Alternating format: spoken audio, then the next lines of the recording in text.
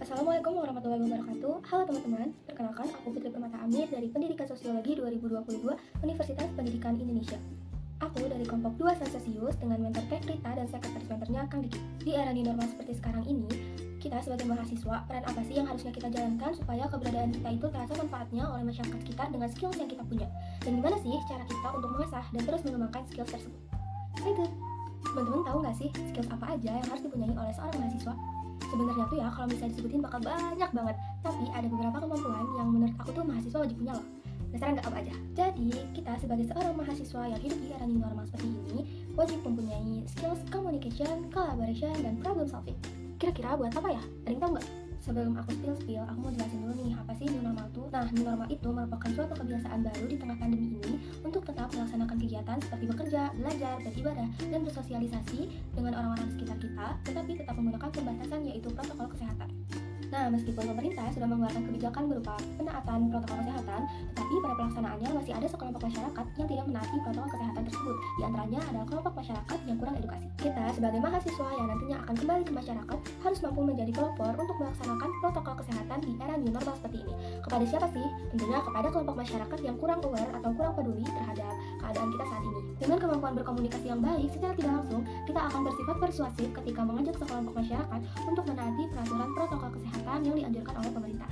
Nah, di keadaan kayak gini, yang kita butuhin itu adalah kesehatan fisik maupun psikis, karena tekanan yang diberikan dari perubahan sosial yang tidak terencana ini tuh cukup besar. Makanya kita itu butuh lingkungan yang sehat. Gimana sih caranya menciptakan lingkungan yang sehat?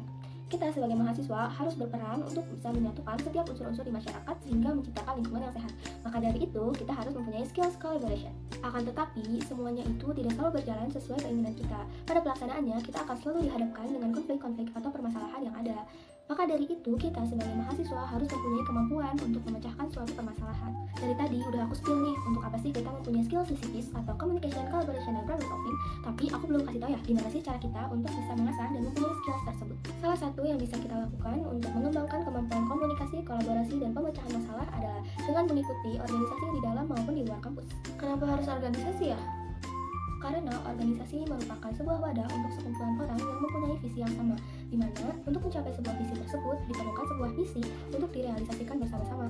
Dalam melaksanakan misi tersebut dibutuhkan adanya kerjasama yang baik antar anggota.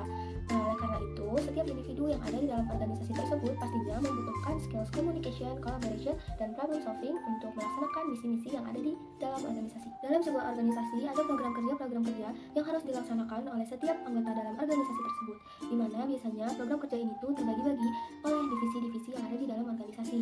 Nah, untuk melaksanakan program kerja tersebut, biasanya setiap unsur dalam organisasi ini harus membuat satu kesatuan agar program kerja tersebut bisa terlaksana dengan baik. Oleh karena itu, setiap unsur di dalam organisasi tersebut harus bisa berkomunikasi dengan baik dan melakukan kolaborasi agar terciptanya suatu program kerja yang sukses.